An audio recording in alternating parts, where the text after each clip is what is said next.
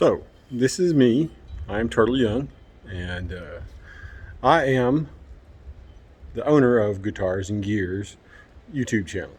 And I thought I'd take a moment today to do a walk around of the shop to show you that we don't just have guitar and amp stuff in here. We actually do have a fully functioning shop that we work on cars and do projects on. So, here's a little quick tour of all the stuff that we do here. So there's the $80 cabinet with the Hughes and Kettner plugged into it. And that, of course, is something you see all the time. We've got an Ampeg micro, I think it's called CL. Yeah, micro CL bass amp, 2x10 cab, which is a lot of fun to use and we'll eventually get to the bass stuff.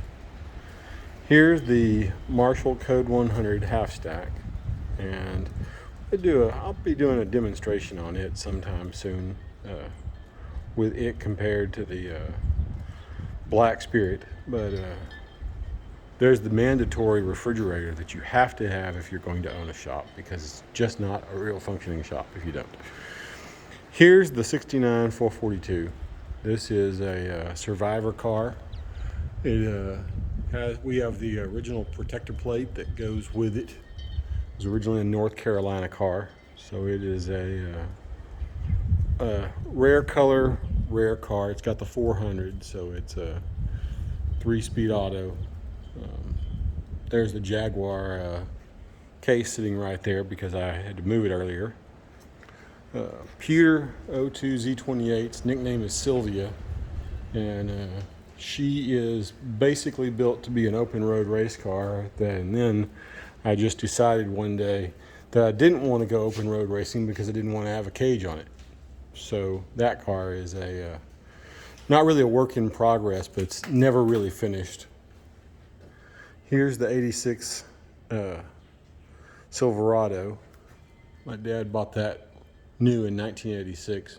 I bought that car right there new in 2001 as a 2002 model, but this one is just a little bit away from being back on the road. It is just needed a new steering column after the old one just kind of wore out. Had to do the bearings and everything and all the bushings in the old steering column. There's a 93 Trans Am that's under progress. This car is actually already finished. It's an 86 Corvette, and it is actually for sale, but it too is mostly a Survivor car, except for the engine, which is a significantly more powerful 350 than its original. But the inside of this car is a straight up throwback to the 80s, and everything about it is what you would think of as period correct, right down to the digital gauges and everything. Should have done a video on the fuel pump replacement on this, but I'll take it back apart when the time comes that I'm ready to do a video on it, and we'll get to see all the insides of that. This is a actual 100% bona fide Survivor car. This is a 1970 Olds 98, and it has a whopping 85,800 and some odd miles on it. So it is a 455 Oldsmobile engine with a turbo hydromatic 400 transmission. So it's a 3-speed, but check this out. Look at that mileage. Not even 86,000 miles and almost 51 years old. Over here is another sort of Survivor. This is a 72 Olds 98 that my dad bought new in 72. And I'm almost finished with it so I can get it cleaned up and on the road again.